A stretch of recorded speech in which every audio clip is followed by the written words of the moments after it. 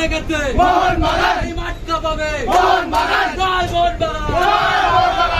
তো সেদিনকে চলে গেছিলাম সল্টলেক স্টেডিয়ামে মুম্বাই সিটি এফসি ভার্সেস মোহনবাগানের লিগ শিল্ড ডিসাইডারের ম্যাচ দেখতে। মুম্বাই সিটি এফসি কিন্তু দুর্দান্ত দল, মোহনবাগানের জন্য খুব চাপ হতে চলেছে, কিন্তু ভাই ফার্স্ট হাফে লিস্টন কোলাস জোরদার গোল করে এগিয়ে দেয় মোহনবাগানকে 1-0 গোলে। আর দেখতে দেখতেই হয়ে গেল হচ্ছে হাফ টাইম, আর হাফ টাইমের পর শুরু হয়ে গেল সেকেন্ড হাফের খেলা। সেকেন্ড হাফটা দুর্দান্ত হতে চলেছিল, তার কারণ মুম্বাই সিটি এফসি কিন্তু ব্যাক টু ব্যাক অ্যাটাক করে দিচ্ছিল, কিন্তু জেসন কামিংস একটা অসাধারণ গোল করে আবারও এগিয়ে দেয় মোহনবাগানকে 2-0 গোলে। কিন্তু কিছুক্ষণ পরে মুম্বাই সিটি এফসির প্লেয়ার ছানতে একটা গোল করে এগিয়ে দিল হচ্ছে মুম্বাই সিটি এফসিকে। ভাই সাহেব জোরদার ফেটেছিল তখন। আর তারপরেই শুরু হয়ে যায় কিছু নেসেসারি সাবস্টিটিউশন, প্লেয়ার্সদের মধ্যে একটা জোরদার ক্যাচাল পেকে যায়, কারণ একটা রেড কার্ড পায় মোহনবাগানের একটা প্লেয়ার। তারপর দেখতে দেখতেই বেজে গেল হচ্ছে ফুল টাইমের হুইসেল, অ্যান্ড ইয়েস মোহনবাগান হলো এই বছরের লিগ শিল্ড উইনার। তো যাই হোক, আরো মিনি ব্লগস দেখার জন্য আমার চ্যানেলটাকে সাবস্ক্রাইব করে দাও। টাটা।